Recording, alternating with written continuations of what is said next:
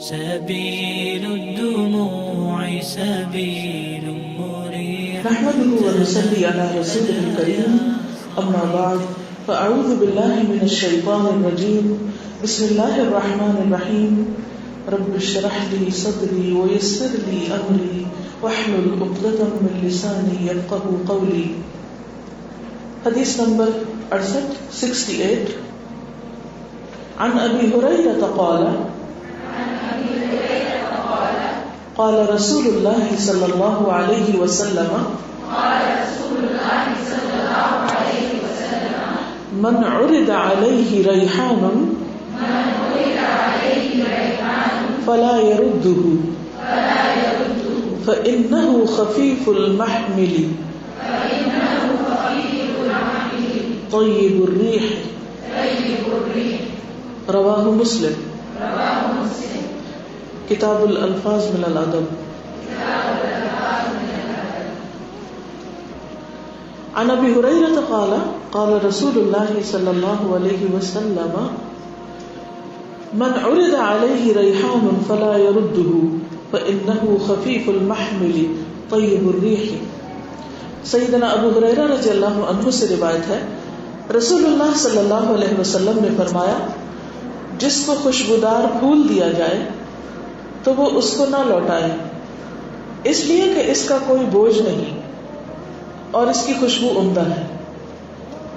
چونکہ پچھلی حدیث بھی ہدیے سے متعلق تھی، تو ہدیہ یا تحفہ کوئی بہت بڑی چیز کا نام نہیں، وہ چھوٹی سی چیز بھی ہو سکتی ہے، وہ محض ایک پھول بھی ہو سکتا ہے، کیونکہ اٹس ٹوکن آف لو، محبت کا اظہار ہے. جیسے پیچھے ہم نے کل پڑھا کہ خوشبو کا تحفہ نہ لوٹایا جائے، دودھ کا تحفہ نہ لوٹایا جائے، اسی طرح پھول کا تحفہ بھی نہ لوٹایا جائے. اگر کوئی شخص کسی کو پھول دیتا ہے تو اسے قبول کر لینا چاہیے. اور پھر آپ صلی اللہ علیہ وسلم نے اس کی وجہ بھی بتائی کہ پھول کا تو کوئی وزن ہی نہیں. خفیف المحمل، محمل کہتے ہیں جس میں کوئی چیز اٹھائی جائے، یا جیسے ہودہ وغیرہ ہوتا ہے اس کے لیے بھی محمل کا لفظ استعمال ہوتا ہے. اور طیب الریح، اس کی خوشبو بھی اچھی ہے. اس سے کئی باتیں ہمیں پتہ چلتی ہیں. ایک بات تو یہ کہ پھول کا تحفہ دیا جا سکتا ہے، کیونکہ بعض لوگ سمجھتے ہیں کہ پھول بھی کوئی دینے کی چیز ہے، دو تو کسی کو کوئی کھانے کی چیز دو، پھول تو ضائع ہو جاتا ہے، کسی کے کام نہیں آتا. تو پھول کا تحفہ دینا ناپسندیدہ نہیں، لیکن پھر بات وہی ہے کہ اس میں اسراف نہ ہو. ایسا پھول ہو جس کی خوشبو بھی ہو، صرف اس کا رنگ ہی نہ ہو اور صرف اس کا بظاہر ڈیکوریشن ہی نہ ہو. پھر اسی طرح یہ ہے کہ بہت زیادہ نہ ہو، ہر چیز اپنی حد کے اندر اچھی لگتی ہے، کیونکہ یہاں پر خفیف المحمل کی بات ہوئی ہے. اتنا کہ دینے والا آسانی سے دے اور اٹھانے والا آسانی سے اس کو اٹھا سکے اور اس سے مستفید ہو، اس کو دیکھ کے خوش ہو، اس کی خوشبو سونگھ کر اس سے استفادہ کرے اور اس کے لیے خوشی کا باعث ہو. بعض اوقات ہم ایک حدیث کو لے لیتے ہیں لیکن اس کی روح پر عمل نہیں کرتے کہ حدیث میں اگر پھول کا ذکر آیا تو اس کے ساتھ دو اور چیزیں بھی آئی ہیں، تو ہم کیا کرتے ہیں اس کے ایک جز کو لے لیتے ہیں کہ جی پھول کا ذکر ہے، لہذا پھولوں کے گلدستے، بوکے، یہ ساری چیزیں پھر ہم اتنا حد سے ان میں بڑھ جاتے ہیں کہ وہ بعض اوقات دینے والے خود اٹھا نہیں سکتے، لینے والے اس کو لے نہیں پاتے، یا پھر لے کے ان کے اوپر ایک بوجھ سا پڑ جاتا ہے. تو ہر چیز اس طریقے پر کی جائے کہ جس سے اس سنت کی روح بھی قائم رہے. ان اللہ لا يحب المعتدین، اعتداء کرنے والے، حد سے بڑھنے والے، زیادتی کرنے والے. ان اللہ لا يحب المسرفین، مسرفین یعنی اسراف کرنے والے، اپنی حیثیت سے بڑھ کے کام کرنے والے. یہ لوگوں کو اللہ پسند نہیں کرتا، یہ اللہ کی محبت سے خارج ہوتے ہیں. لہذا پھول کا تحفہ ایک بہت خوبصورت تحفہ ہے جس کا خاص طور پر حدیث میں ذکر آیا ہے، اور اس کی بنیادی وجہ خوشبو کی اپنی اہمیت ہے. خوشبو کے بارے میں اسلام کیا کہتا ہے؟ جہاں تک تحفے کا تعلق ہے وہ تو آپ پہلے بھی پڑھ چکے ہیں. نبی صلی اللہ علیہ وسلم کی پسندیدہ ترین چیزوں میں سے ایک چیز خوشبو بھی تھی. مسند احمد کی ایک روایت میں آتا ہے عن انس ان النبي صلی اللہ علیہ وسلم قال حبب الی من الدنيا النساء والطيب. انس رضی اللہ عنہ سے مروی ہے کہ نبی صلی اللہ علیہ وسلم نے فرمایا دنیا میں سے بھی دنیا کی چیزوں میں سے مجھے دو چیزوں کی محبت دی گئی، النساء عورتیں، والطیب اور خوشبو. عام طور پر یہ سمجھا جاتا ہے کہ عورت کی اسلام میں کوئی اہمیت نہیں یا عورت کو ایک گئی گزری چیز سمجھا جاتا ہے. ہمارے دین میں ایسا نہیں ہے. نبی صلی اللہ علیہ وسلم نے عورت کو ایک خاص مقام دیا ہے. آج صبح میں اپنے بیٹے کو کچھ آیات پڑھا رہی تھی تو اس میں آتا ہے کہ طلاق یافتہ عورت جو ہے اگر اس کا پہلا شوہر دوبارہ اس کو نکاح کا پیغام بھیجے تو اس کے گھر والے جو ہیں اس کو مجبور نہ کریں، اور عورت کو یہ رائٹ ہے کہ اس رشتے کو ایکسپٹ کرے یا نہ کرے یا اس کا انکار کرے. کیونکہ ایک موقع پر ایک صحابی نے اپنی بہن کو منع کیا تھا کہ تم دوبارہ اس شخص کے ساتھ نکاح نہیں کرو گی جس نے تمہیں طلاق دے دی، کیونکہ ایک طلاق کے بعد یا دو طلاق کے بعد اگر عدت پوری ہو چکی تو دوبارہ بھی نکاح ہو سکتا ہے. لیکن عام طور پر اس کو انا کا مسئلہ بنا دیا جاتا ہے. تو اس میں یہ ہے کہ جب ہمارے دین نے یہ اجازت دی، یہ رخصت دی کہ لڑکی وہاں پر فیصلہ کرے یا لڑکی کو اختیار دیا جائے، تو بڑا حیران ہوا، کہنے لگا کہ اٹس ناٹ پیرنٹس سے کہ وہ نہیں اب یہاں بات کریں گے، اب لڑکی کی چوائس دیکھی جائے گی. ان کا کہا لڑکی کی چوائس دیکھی جائے گی. یہاں بھائی کو بھی روکا گیا کہ وہ بیچ میں انٹرفیئر نہ کرے، باپ کو بھی روکا گیا کہ وہ لڑکی کے جذبات کا خیال رکھے، اور اگر واپس وہ اپنے پہلے گھر پہ جانا چاہتی تو اس کو جانے دیا جائے. پھر اسی طرح انہی آیات میں ایک دو چیزیں اور بھی آئیں تو آخر کہنے لگا کہ it's not always men who make fuss, عورتوں کا بھی قصور ہوتا ہے. تو میں نے کہا کہ ہاں بالکل ہوتا ہے، لیکن یہ دیکھو کہ یہ جو ایک الزام ہے مسلمانوں کے اوپر کہ یہاں عورت کے حقوق نہیں ہے، یہ بالکل غلط بات ہے. عورت کا ایک مقام ہے، ایک درجہ ہے، اور اگلی حدیث آپ بھی عورت کے بارے میں رہی، انشاءاللہ وقت ہوگا تو میں اس کی بھی وضاحت کروں گی. تو میں جب یہ پڑھ رہی تھی حدیث تو مجھے اتنی خوشی ہوئی کہ اللہ کے رسول صلی اللہ علیہ وسلم نے عورت کو ایک محبوب چیز قرار دیا ہے، ایک پسندیدہ چیز قرار دیا ہے، اور خوشبو کے ساتھ اس کا ذکر کیا ہے. جس طرح خوشبو کی ایک لطافت ہے، ایک ڈیلیکیسی ہے، اسی طرح عورت کی بھی ایک ڈیلیکیسی ہے. تو آپ صلی اللہ علیہ وسلم نے بطور خاص خوشبو کا ذکر کیا ہے یہاں پر. نبی صلی اللہ علیہ وسلم خود بھی ہمیشہ خوشبو لگاتے تھے.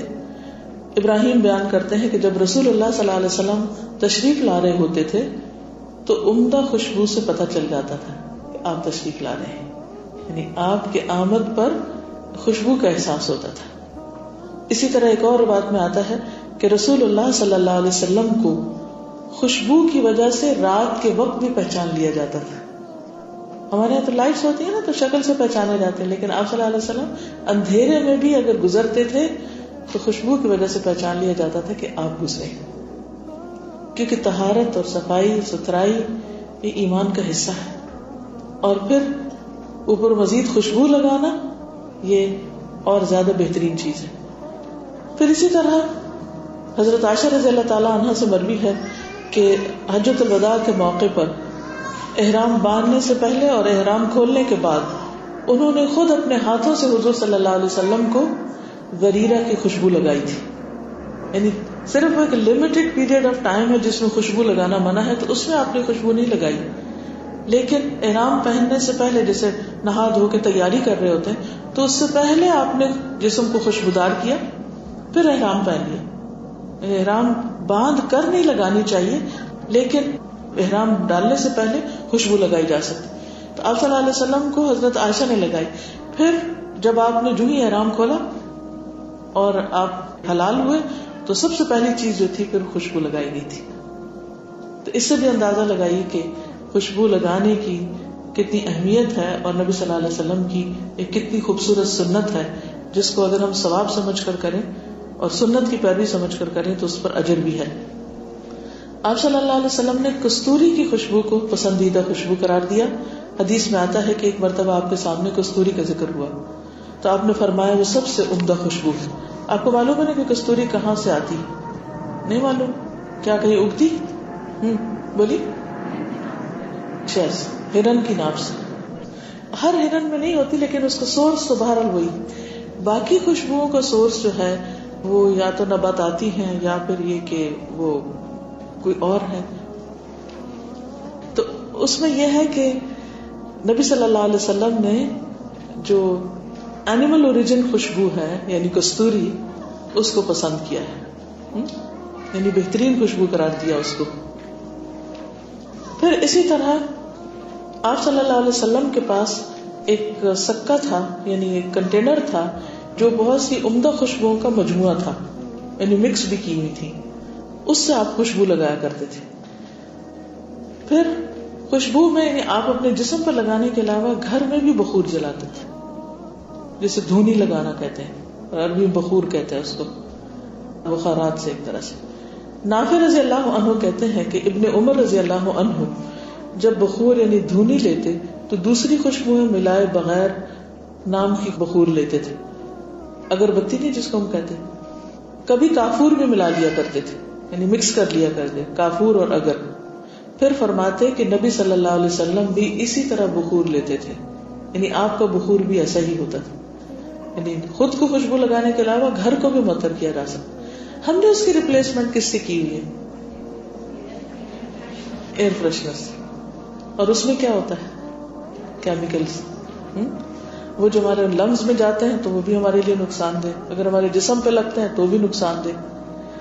لیکن جب خوشبو وہ جلا کے مخصوص قسم کی عود یا امبر یا جو وٹ ایور لکڑی میں ہو یا چھوٹے چھوٹے وہ لبان ہوتا ہے جیسے، تو اس کو جلایا جائے تو اس سے نہ صرف یہ کہ گھر سے جرمز بھی چلے جاتے ہیں، ڈس انفیکٹنٹ بھی ہوتا ہے. یہ مجھے یاد ہے کہ بہت چھوٹی تھی تو اس وقت گھر میں اس طرح کے یہ ایئر فریشنر اس وقت نہیں ہوا کرتے تھے، نہ اس کا رواج تھا.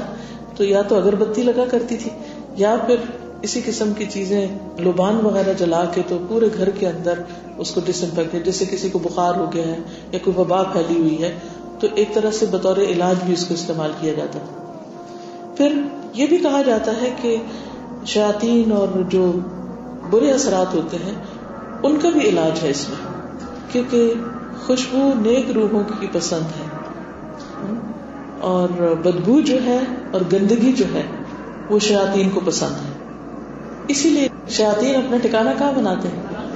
واش روم، ٹوائلٹس میں، وہاں رہتے ہیں. تو اسی لیے ہمیں کیا حکم دیا گیا کہ جب ٹوائلٹ کے اندر جائیں تو کیا پڑھیں؟ اللہم انی اعوذ بک من الخبث والخبائث. تو خوشبو سے نہ صرف یہ کہ انسان کے ذہن، اس کا موڈ، اس کے صحت اچھی ہوتی ہے بلکہ اس کے ساتھ ساتھ برے اثرات بھی گھر سے دور ہوتے ہیں. پھر جمعے کے دن خوشبو لگانا. ابو سعید خدری سے مروی ہے کہ رسول اللہ صلی اللہ علیہ وسلم نے فرمایا، جمعہ کے دن ہر بالغ پر غسل کرنا، مسواک کرنا اور اپنی گنجائش کے مطابق خوشبو لگانا، خواہ اپنی بیوی کی خوشبو میں سے ہو، واجب ہے. یعنی اگر اس کے اپنے پاس ختم ہو گئی ہے یا نہیں ہے تو وہ دوسرے کی خوشبو بھی لگا سکتا ہے، کیونکہ مین وومن کے پرفیوم فرق ہوتے ہیں.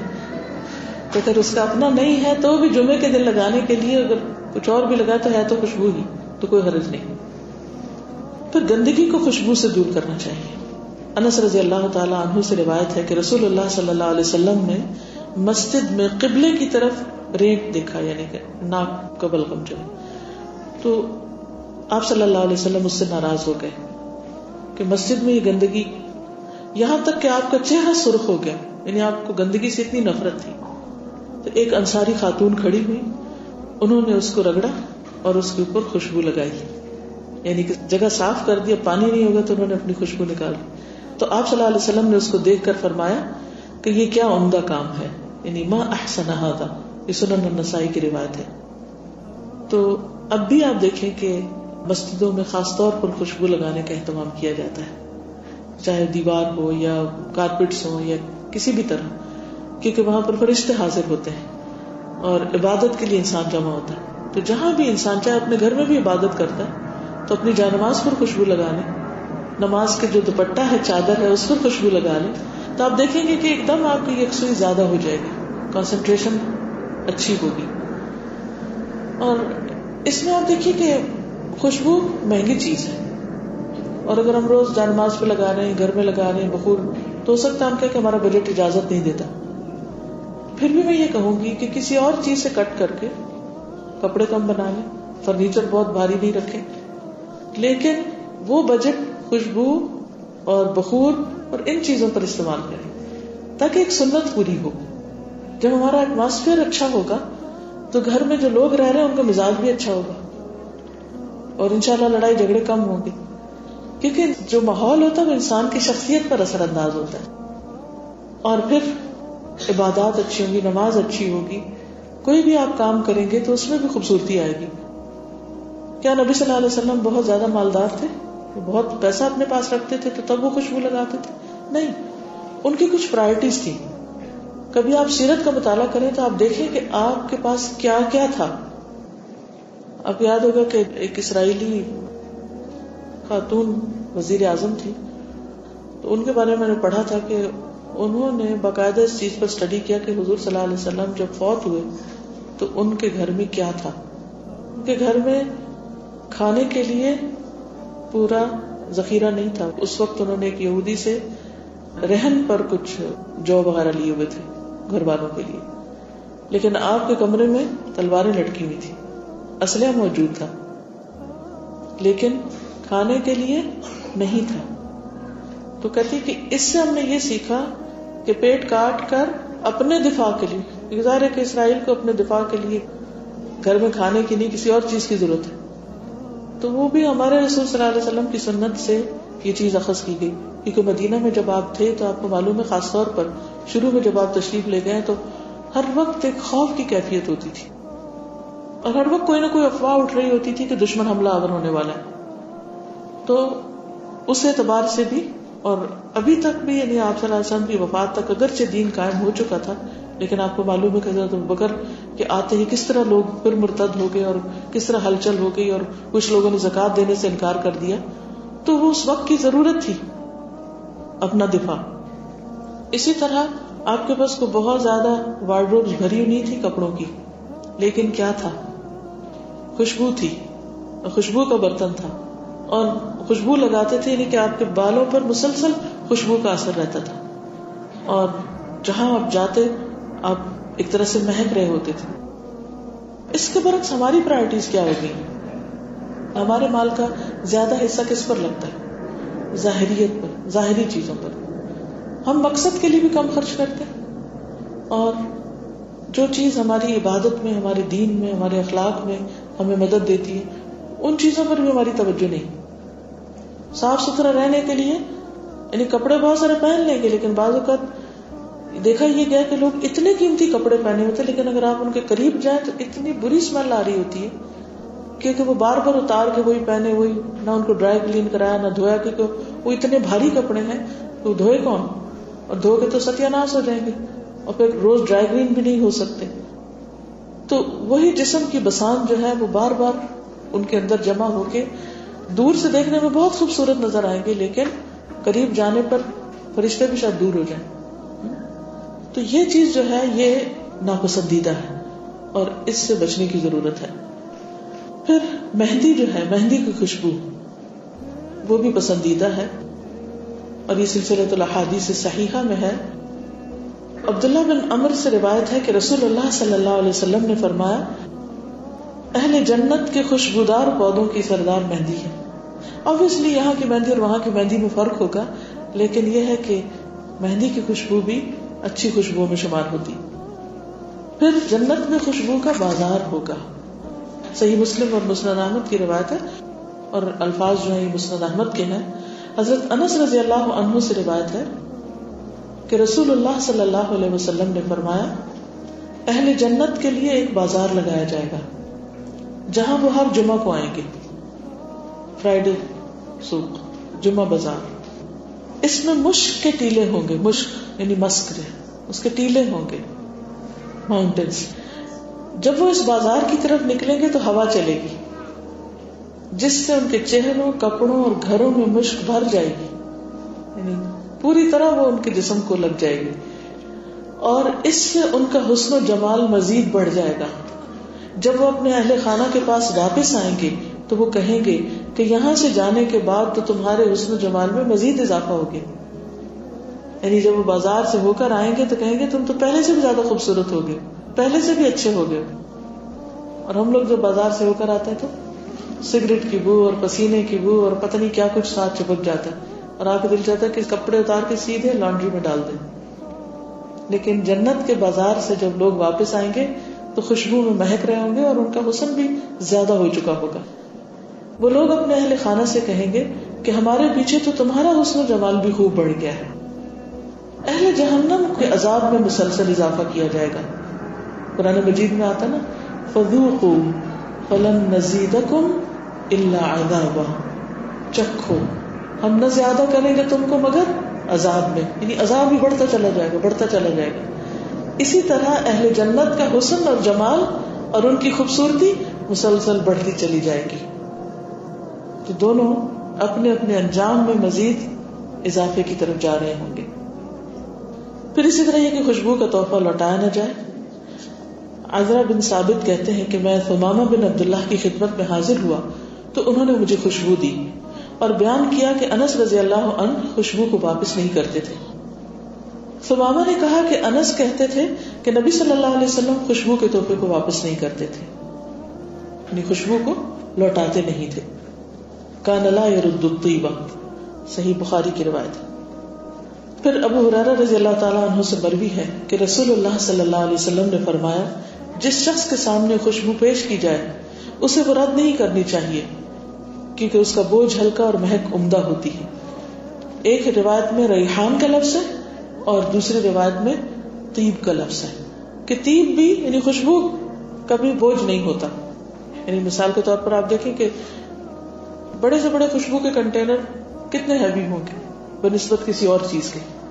عام طور پر تو چھوٹے چھوٹے پیکٹس میں آتی ہے خوشبو, تو اس لیے کہا کہ وہ کسی کے لیے بوجھ نہیں ہے. اس کا اٹھانا, اس کا سنبھالنا, اس کا استعمال وہ ایک خوشگوار عمل ہے. خوشبو ایسی چیز ہے نا کہ جب آپ اس کو دیکھتے بھی ہیں تو ایک دفعہ خوش ہو جاتے ہیں. خوشبو. لیکن یہ یاد رکھیے کہ مردوں اور عورتوں کی خوشبو میں فرق ہوتا ہے.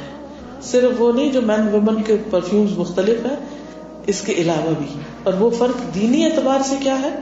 عمران بن حسین سے روایت ہے کہ اللہ کے نبی صلی اللہ علیہ وسلم نے فرمایا میں ارغونی رنگ ارجوان اس کی رنگ کی زین پر سوار نہیں ہوتا اور نہ ہی معصفر یعنی زعفران رنگ کا کپڑا پہنتا. نبی صلی اللہ علیہ وسلم زعفرانی رنگ کا کپڑا نہیں پہنتے تھے یا زعفران میں رنگا ہوا کپڑا نہیں پہنتے تھے اور نہ اس رنگ کی زین کے اوپر سوار ہوتے تھے.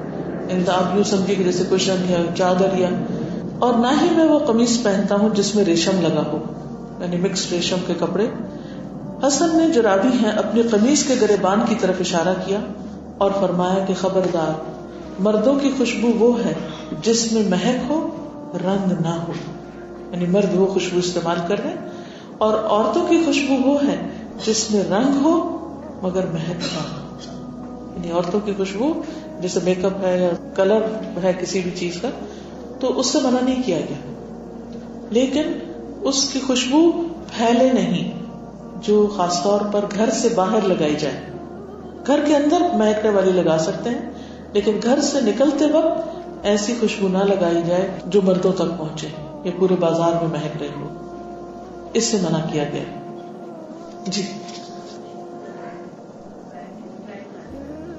جی اس کو بھی جاری ہوگی تو نہیں لگانی چاہیے.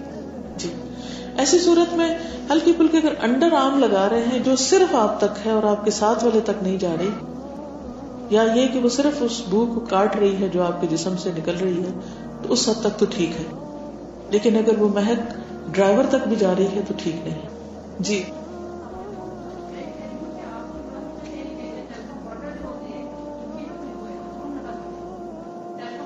دیکھیے قسم تو کوئی بھی چیز ہوتی ہے, کریم ہو سکتی ہے, ٹیلکم پاؤڈر ہو سکتا ہے, پرفیوم ہو سکتا ہے, کوئی بھی چیز, لیکن وہ خوشبو دوسرے تک یعنی مردوں تک نہیں جانی چاہیے. یہ اصول ہے. اب آپ خود ڈیسائیڈ کر لیجئے کہ کون سا ٹیلکم پاؤڈر اس کی خوشبو بالکل اتنی ہے کہ آپ کے جسم اور کپڑے تک رہے گی, اور کون سی ایسی ہے کہ جو دوسروں تک بھی جائے گی.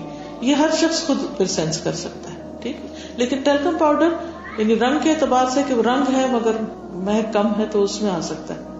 یہ سنن النسائی کی روایت ہے. ابو ہریرہ سے روایت ہے کہ رسول اللہ صلی اللہ علیہ وسلم نے فرمایا مردوں کی خوشبو وہ ہے جس میں مہک ظاہر ہو اور رنگ ظاہر نہ ہو. یعنی مردوں کو رنگین چیز پہننے سے منع کیا جا رہا ہے. اور عورتوں کی خوشبو وہ ہے کہ جس میں رنگ ظاہر ہو، مہک ظاہر نہ ہو. پھر اسی طرح خاص طور پر اس سے منع کیا گیا کہ گھر سے نکلتے وقت کوئی خوشبو لگائے عورت. ابو ہریرہ رضی اللہ عنہ سے روایت ہے کہ انہیں ایک عورت ملی راستے میں جس سے خوشبو آ رہی تھی اور اس کا دامن ہوا سے اڑ رہا تھا، یعنی کپڑے بھی اڑ رہے تھے. ابو ہریرہ رضی اللہ عنہ نے اس سے کہا کہ اے جبار کی بندی، اسے نہیں کہا کہ اللہ کی بندی، کہا اے جبار کی بندی. اس وقت اللہ کا وہ نام ذکر کیا کہ جس میں بہت جلال ہے ایک طرح سے، اس کو ڈرانے کے لیے. تو مسجد سے آئی ہو؟ وہ کہنے لگی ہاں. پھر پوچھا کیا اسی لیے خوشبو لگائی ہے، یعنی مسجد جانے کے لیے؟ اس نے کہا ہاں. فرمایا میں نے اپنے حبیب ابو القاسم یعنی محمد صلی اللہ علیہ وسلم کو یہ فرماتے ہوئے سنا کہ جو عورت اس مسجد کے لیے خوشبو لگا کر نکلے اس کی نماز قبول نہیں ہوتی یہاں تک کہ وہ واپس لوٹ جائے اور غسل جنابت جیسا غسل کرے.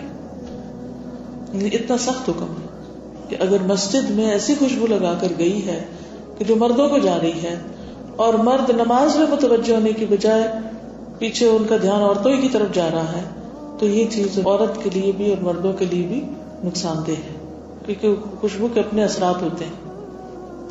اسے نبی داؤد کی روایت ہے. اسی طرح مردوں کے لیے رنگین کپڑا اس طرح کا پہننا جیسے زعفران میں رنگا ہوا یا زعفرانی رنگ یا اس سے ملتے جلتے رنگ، وہ ناپسندیدہ ہے.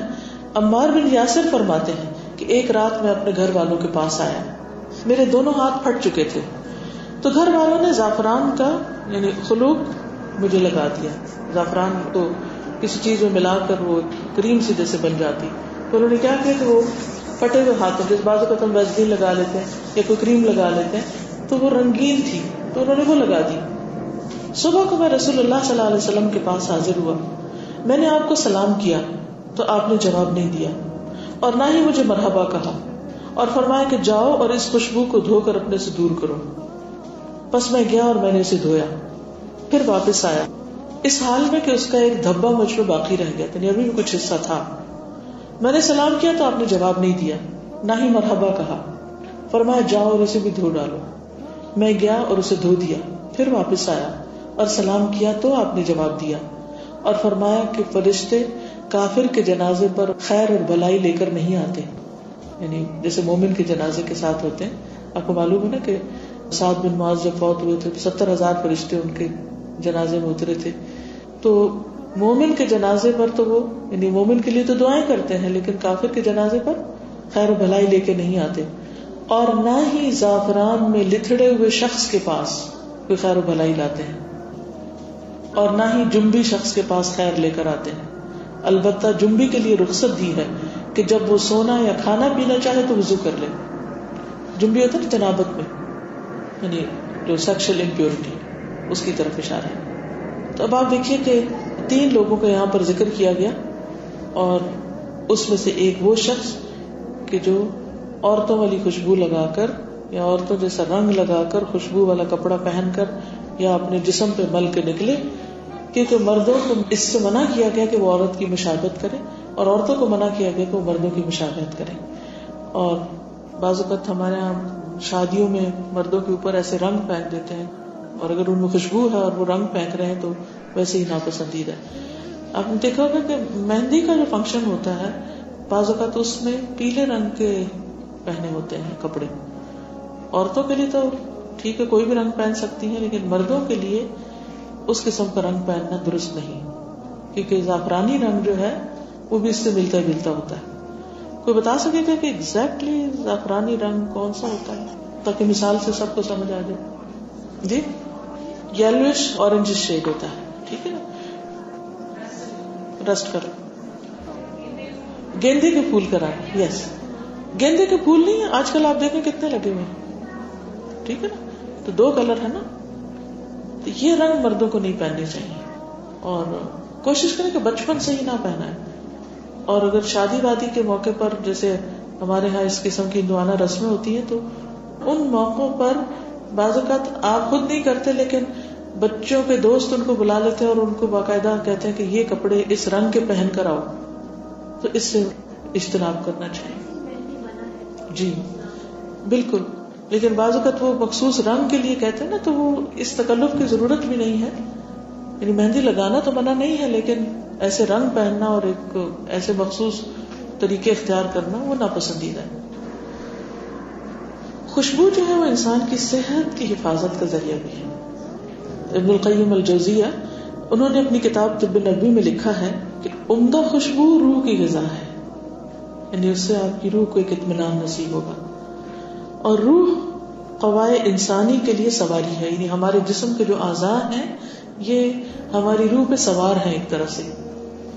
اور روح میں قوت خوشبو کی وجہ سے آتی ہے، اور پھر وہ قوت ہمارے جسمانی اعضاء کی طرف بھی منتقل ہوتی.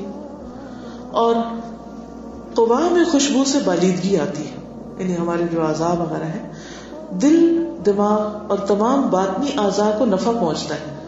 یعنی خوشبو صرف ظاہری نہیں، اندر کے جو اعضاء ہیں ان کو بھی فائدہ دیتی، قلب کو فرحت ملتی، نفس خوش ہوتا ہے، روح میں تازگی کروٹ لیتی. خوشبو روح کے لیے نہایت موزوں ہے اور جان بخش، یعنی انرجی کا سبب ہے. روح اور عمدہ خوشبو کے درمیان قریبی تعلق پایا جاتا ہے. اس لیے نبی صلی اللہ علیہ وسلم کے نزدیک دنیا کی 2 محبوب ترین چیزوں میں سے ایک خوشبو تھی. خوشبو کی خاصیت یہ ہے کہ فرشتے اسے پسند کرتے ہیں اور شیاطین اسے ناپسند کرتے ہیں. لیکن حیرت کی بات ہے کہ آپ کو بھی یاد ہوگا بچپن میں شاید آپ سے بھی کہا گیا خوشبو نہیں لگاتی لڑکیاں، ان پہ جنات آ جاتے ہیں. سنا تھا آپ نے کبھی؟ یہ بھی ایک مت ہے. خوشبو پہ جنات نہیں آتے، گندگی پہ جنات آتے ہیں.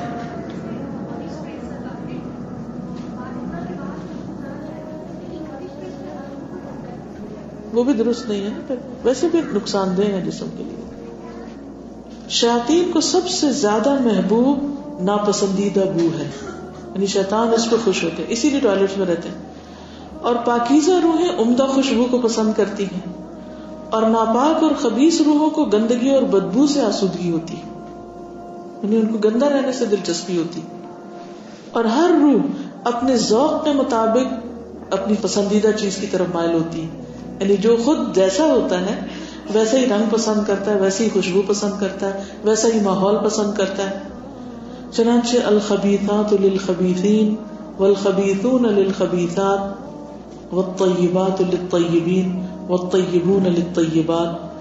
گندگیاں اور خبائث گندے لوگوں کے لیے ہیں، وہ گندگی کو محبوب رکھتے ہیں، اور پاکیزگی پاکیزہ لوگوں کے لیے ہے، اور یہ لوگ عمدہ اور پاکیزہ چیزوں کو پسند کرتے ہیں.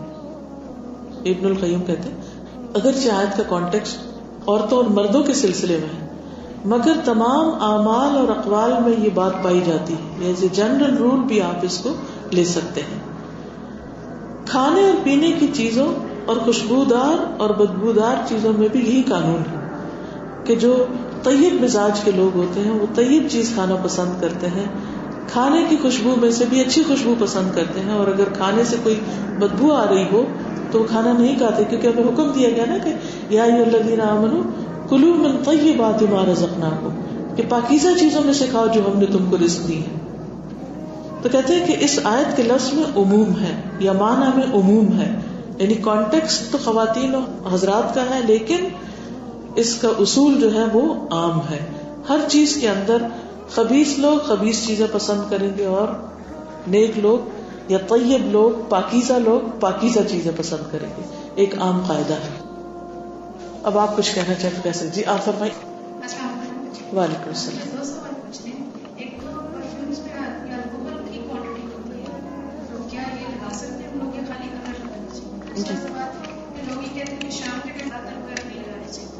شام کے ٹائم پرفیوم لگانے کی کہیں ممانعت نہیں آئی. جتنی بھی خوشبو وغیرہ سے متعلق حدیثیں تھی ان کو اکٹھا کرنے کی کوشش کی گئی ہے، اور اس میں کہیں بھی ایسا نہیں ہے کہ دن یا رات کے کسی حصے میں خوشبو لگانے سے منع کیا گیا. صرف ایک موقع ہے اور وہ ہے احرام کا.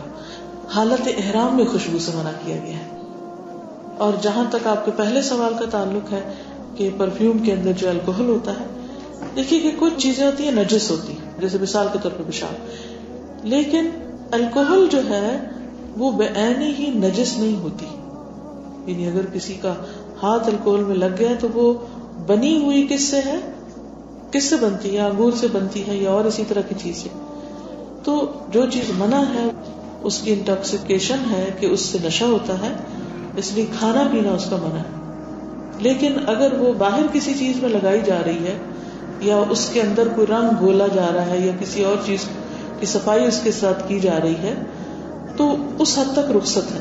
اسی طرح پرفیوم اس میں پریزرو کی گئی، کیونکہ پریزرویٹو بھی ہے نا، اگر وہ اس میں پریزرو کی گئی ہے، ایز لانگ ایز وہ آپ کھا نہیں رہے یا آپ کے جسم کے اندر نہیں جا رہی، کپڑے کے اوپر آپ نے اس کو چھڑک دیا ہے یا کسی کمرے کے اندر چھڑک دیا ہے، تو وہ تھوڑی دیر کے بعد وہ اڑ جاتی ہے، وہ کہیں رکی نہیں رہتی، جمی نہیں رہتی.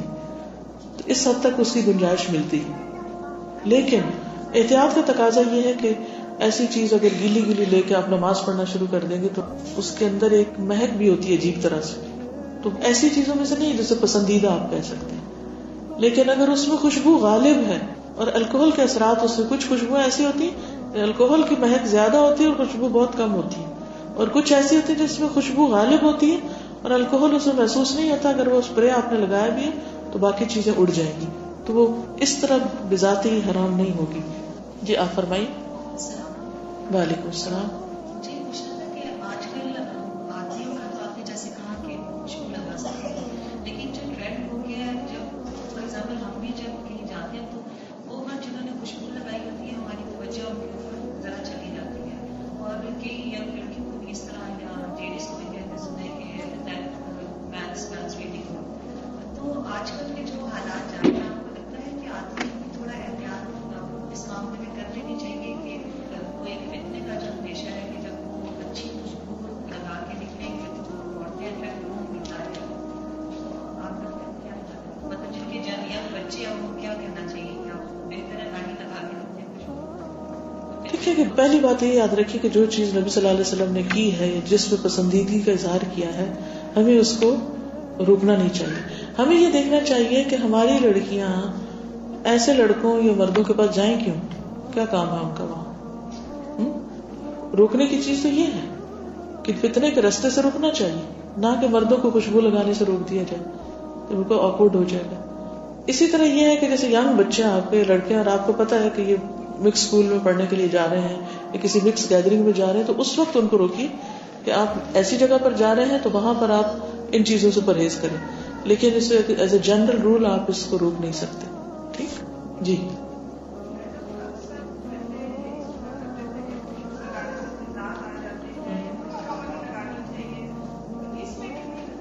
اسے کوئی حقیقت نہیں ہے، بلکہ گندا رہنے سے جنات آتے ہیں، وہ گندگی پسند ہوتے ہیں. یہ بہت سے لوگ جن کے اوپر جنات حاوی ہو جاتے ہیں، مسلط ہو جاتے ہیں، اس کی وجہ بھی یہی ہوتی ہے کہ ایسے لوگ اپنی نہ تو جسمانی صفائی کرتے ہیں، یعنی انڈر آرم بال یا انڈر لیگز بال جو ہیں وہ ان کو صاف نہیں کرتے، اس کے اندر گندگی پھنس جاتی اور وہ ایک عجیب طرح کی سڑان ان کے جسم سے پھر نکلتی ہے. تو وہ پھر ایسے جنات اور ایسے نجس شیاطین کو اٹریکٹ کرنے کا باعث بنتی ہے. تو جو لوگ صاف ستھرے رہتے ہیں اور اپنی جسمانی صفائی اور طہارت کا خیال رکھتے ہیں، استنجا ٹھیک سے کرتے ہیں، ناخنوں اور بالوں کی صفائی کرتے ہیں، کپڑوں کی صفائی رکھتے ہیں، تو فرشتے تو ان کے پاس آتے ہیں، لیکن نجس شیاطین جو ہیں وہ ان سے نفرت کرتے ہیں. یہاں پہ بتایا گیا کہ عائشہ رضی اللہ عنہا محمد صلی اللہ علیہ وسلم کو عطر لگاتی تھی جب وہ بیٹھ جاتے تھے.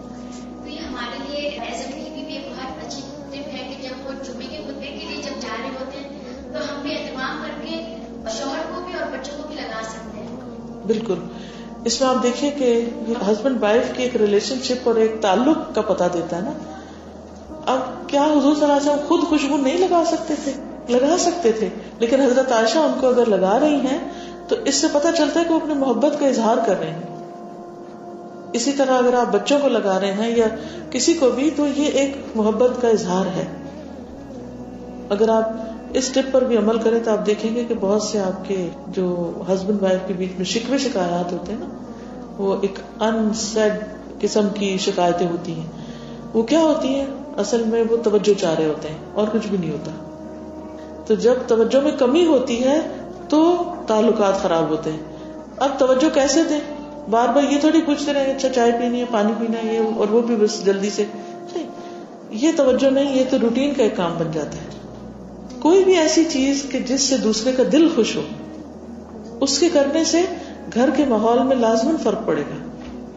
جی میں یہ کہہ رہی تھی کہ جیسے ہم لوگ کا روٹین میں یہی ہے کہ ہم لوگ سب پرفیوم لگانے کا عادت سی ہو گئی ہے, بے شک وہ لائٹ لگائیں اور لگا کے جانا بہت بارے میں بھی چلے جاتے ہیں. ابھی جیسا کہ آپ نے ذکر فرمایا کہ مسجد میں لیڈیز جو ہے جائیں اور خوشبو میں ہوں. اب یہاں جیسے کہ آپ نے جنابت واجب ہو جاتی ہے اگر مرد تک خوشبو چلی جائے. اب یہاں پہ لیڈیز پورشنس الگ ہوتے ہیں, ٹھیک ہے, ہم لوگ لیڈیز کے ایریا میں جا کے نماز بھی پڑھ لیتے ہیں, مال میں جاتے ہیں یا قریب مسجد ہوتی ہے, ہم گھر سے نکلے نماز قضا ہونے کے بجائے کوشش کرتے ہیں یا پڑھ لیں نماز. تو بعض دفعہ یہ ہو رہا ہوتا ہے ہم گزر رہے ہوتے تو ہمارے آس پاس مرد بھی ہوتے ہیں, تو اس حالت میں دیکھیے ہم سب کو ایک حکم پتہ چل گیا. اب اس کے بعد ہمیں خود پتا ہے کہ شریعت نے اصول تو بتا دیے, لیکن اب یہ ڈیٹیلز نہیں بتائیں کہ اچھا اس راستے سے گزرو تو ایسا کرنا. اتنی ڈیٹیلز ہمیں خود طے کرنی ہوگی. ایک اور چیز یہ ہے کہ بعض اوقات ایسا ہوتا ہے نا کہ ہم خود ہی ڈرائیو کر رہے ہوتے ہیں اور اپنے گھر کے پورچ سے نکلتے ہیں خود ڈرائیو کر کے, اور پھر اپنی مثلا دوست کے گھر جا رہے ہیں یا کسی ایسی امی ابا کے گھر جا رہے ہیں کہ جہاں پتہ ہے کہ راستے میں کسی نان محرم سے کوئی انٹریکشن نہیں, وہ ایک الگ معاملہ ہوگا. لیکن اگر آپ کو معلوم ہے کہ آپ نے رستے میں بازار بھی اترنا ہے اور آپ نے کسی اور کے گھر بھی جانا ہے, آپ کو نہیں معلوم کہ کون دروازہ کھولنے آ رہا ہے, کیا ہو رہا ہے, تو یہ فیصلے ہم سب کو پھر خود کرنے ہیں. اصول معلوم کر کے یہ دیکھنا ہے اللہ نے عقل دی ہے کہ کہاں کیا کر سکتے ہیں اور کیا نہیں. ٹھیک ہے, بائی چانس ہو جائے تو اور بات ہے, لیکن انٹینشنلی پتا ہے کہ یہاں جا رہے ہیں اور یہاں مرد ہوں گے تو پھر ہمیں بچنے کی ضرورت ہے. السلام علیکم. وعلیکم السلام. میرا ریلیشن شپ کچھ سائنس کے فیلڈ سے ہے, تو ایک خاص قسم کے ڈیزائنر پرفیومز آج کل جو ہے وہ مارکیٹ میں اویلیبل ہے, جو کہ بہت سارے سیلیبریٹیز انڈورس کرتے ہیں. تو ان کے اندر ایک خاص قسم کا کیمیکل یوز ہوتا ہے جس کو کہتے ہیں فیرومونز. ہماری باڈی میں سے یہ انزائم پروڈیوس ہوتا ہے اور بیسیکلی یہ انزائم جو ہے وہ اٹریکٹ کرتا ہے اپوزٹ سیکس کو آپ کی طرف. اور یہ فیرومونز جو ہیں وہ اسی لیے پرفیومز میں ڈالے جاتے ہیں تاکہ جو لیڈیز پرفیوم ہے اس سے میلز اٹریکٹ ہو اور جو میل پرفیومز ہیں اس سے لیڈیز اٹریکٹ ہوں. تو میں صرف اس طرف آپ کی توجہ لے جانا چاہ رہی تھی کہ اس طرح کی پرفیومز کو بہت چیک کر کے لیجیے کہ اس کے اندر فیرومونز موجود ہیں یا نہیں, کیونکہ ان کا پرپز ہی ہوتا ہے کہ اپوزٹ سیکس آپ کی طرف اٹریکٹ ہو جائے. جزاک اللہ خیرن. آپ دیکھیے کہ بظاہر جب ہم حدیث پڑھتے ہیں تو ہم کہتے ہیں کہ اتنا بڑا حکم کہ عورت جا کے غسل کرے پھر اگلی نماز پڑھے, بہت بڑی بات لگتی ہے نا کہ شیم فل. لیکن اللہ کے رسول صلی اللہ علیہ وسلم نے کوئی باتیں اپنے پاس سے نہیں کہیں, ان پر وحی آتی تھی اور اللہ کو پتا تھا کہ انسانوں کی کمزوریاں کیا ہیں, ویکنیسز کیا ہیں, اور کون کہاں کس کے لیے فتنے کا باعث ہے اور کس کو کہاں رک جانا چاہیے تاکہ وہ دوسرے کو مصیبت میں نہ ڈالے. اور خصوصاً اس طرح کے جو سنتھیٹک پرفیومز ہیں یعنی مین میڈ قسم کے, ایک تو نا نیچرل, ان پہ بھی احتیاط ضروری ہے. لیکن یہ جو کہہ رہی ہے کہ ہیومن انزائمز پر بیسڈ ہے کہ جس سے ایک اٹریکشن پیدا ہوتی, تو ان چیزوں سے تو آبویسلی پھر انسانی فطرت کو مسخ کیا جا رہا ہے. جی وعلیکم السلام. جو بالوں کو کلر کیا جاتا ہے اور بالوں کے کلر میں الکوہول ہوتا ہے وہ پھر دھل جاتا ہے. ویسے تو نیچرلی ہو کوئی چیز جس میں ایسی چیزیں نہ ہوں, کیونکہ دیکھیے کہ کلر کو ڈائلیوٹ کرنے کے لیے, مکس کرنے کے لیے کوئی نہ کوئی ایسی چیز ڈالنی پڑتی ہے جیسے پینٹ ہے یا کوئی بھی چیز. لیکن وہ جب پینٹ سوکھتا ہے یا کلر سوکھتا ہے تو وہ ایواپوریٹ ہو جاتے ہیں, دھونے سے پاک ہو جاتا ہے. ٹھیک ہے.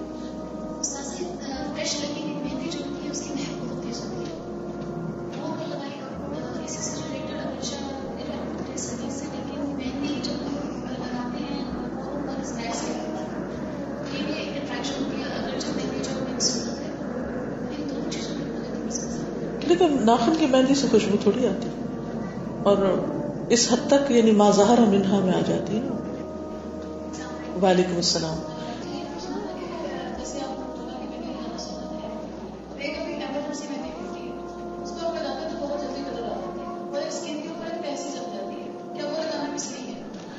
اسکن پہ جس مہندی سے طے لگتی ہے, اگر آپ نے وضو کیا اور وہ طے نہیں اتری تو وضو نہیں ہوگا. لگانے میں تو لگا کے رکھ لیں, جتنی دیر مرضی آپ لگائے رکھیں, لیکن جب نماز کا وقت ہوگا تو آپ کو وہ اتارنی پڑے گی. ایک چھوٹے سے ذرے برابر بھی وہ نہیں لگی رہنی چاہیے. ٹھیک ہے جی. وعلیکم السلام. صفائی کا مقرر ہے, شام کو نہیں کرنی چاہیے, ایسا کچھ بھی نہیں ہے. صفائی کسی بھی وقت کر سکتے ہیں, لیکن جسمانی صفائی جو ہے وہ 40 دن کے اندر اندر لازم کر لینی چاہیے. ٹھیک ہے. وعلیکم السلام. ہوتا ہے کہ شادی بیاہ کے موقع پہ مردوں کے ہاتھوں میں مہندی لگائی جاتی ہے, کیا یہ جائز ہے؟ ابھی آپ نے دیکھا نا کہ زعفرانی رنگ سے منع کیا گیا ہے, تو مہندی کا رنگ بھی ایسے ہی کچھ نکلتا ہے, تو مردوں کو اس طرح کلر نہیں لگانا چاہیے ہاتھ پر.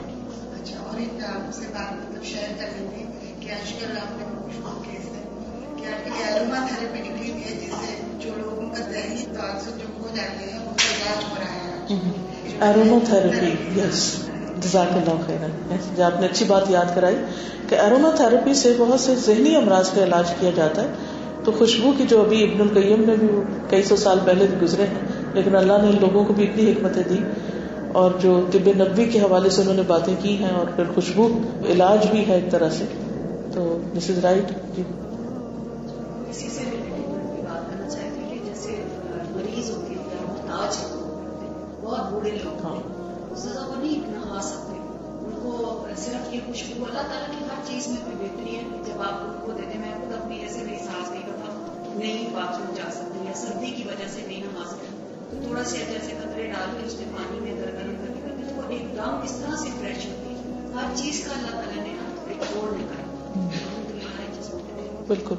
یعنی جیسے بوڑھے ہو جاتے ہیں, بیڈ ریڈن لوگ ہوتے ہیں, ان کو ہر وقت نہلانا بڑا مشکل ہے, تو اسپنجنگ بھی اگر آپ کر رہے ہیں تو پانی کے اندر تھوڑی سی خوشبو ڈال لیں تو وہ ایک دم فریش ہو جائیں گے, یعنی کہ لائولی. جی, کس سے بتا لیں؟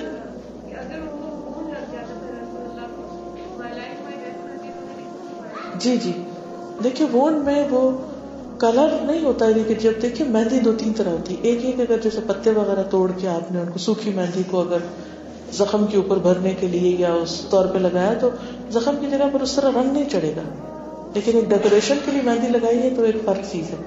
علاج کے طور پر کسی چیز کو لگانا وہ مختلف ہے.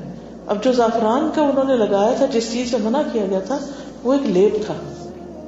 تو وہ لیپ اسی طرح ہے نا جیسے مہندی کے کلر کا لیپ ہے, یعنی صرف اگر مہندی خالی لگی ہوئی ہے تو اس رنگ کی تو کوئی بات نہیں, لیکن جب وہ اترے گی تو پھر وہ رنگ چڑھے گا, تو مرد کا ہاتھ عورت کی طرح لگے گا, اور عورت سے مشابہت بنا ہے مردوں کو. یہ بھی آپ کو معلوم ہے نا کہ ایک روایت میں آتا ہے کہ ایک عورت کا ہاتھ تھا, تو آپ نے فرمایا کہ عورت کا یا مرد کا, تو یہ ڈفرینشیٹ بھی اسی سے ہی ہوتا ہے. جی, سوال یہ پوچھنا تھا استاذہ کہ باہر جب سفید ہو جاتے ہیں تو مہندی لگا سکتے ہیں؟ بالکل لگا سکتے ہیں مہندی. وہی آپ کو بس ایک بات میں کہنا جی چاہتی ضرور. ہوں کہ جیسے نا یہ حدیث میں پھر پہلے اپنے مصحابہ کے بارے میں پڑھی کہ صحابی ہاتھوں پہ خوشبو لگاتا ہے, مجھے لگ رہا تھا کہ مومن کا جو امیج ہے نا وہ پلیزنٹنس والا ہے. مجھے یاد ہے میری بہن کی بیٹی آپ سے ملنے آئی تو بار بار آپ کے پاس جا رہی تھی, تو میں نے ان سے کہا کہ کیوں تم لوگ جا رہے تھے, ان کو تنگ کر کے ان سے خوشبو بہت اچھی آ رہی تھی. تو باقی ایک اٹریکشن بھی ہوتی ہے, پلیزنٹنس کی فیلنگ آ رہی ہے. وآخر دعوانا الحمد للہ رب العالمین. سبحانک اللہم وبحمدک نشہد ان لا الہ الا انت نستغفرک ونتوب الیک. السلام علیکم ورحمۃ اللہ وبرکاتہ. سبيل الدموع سبيل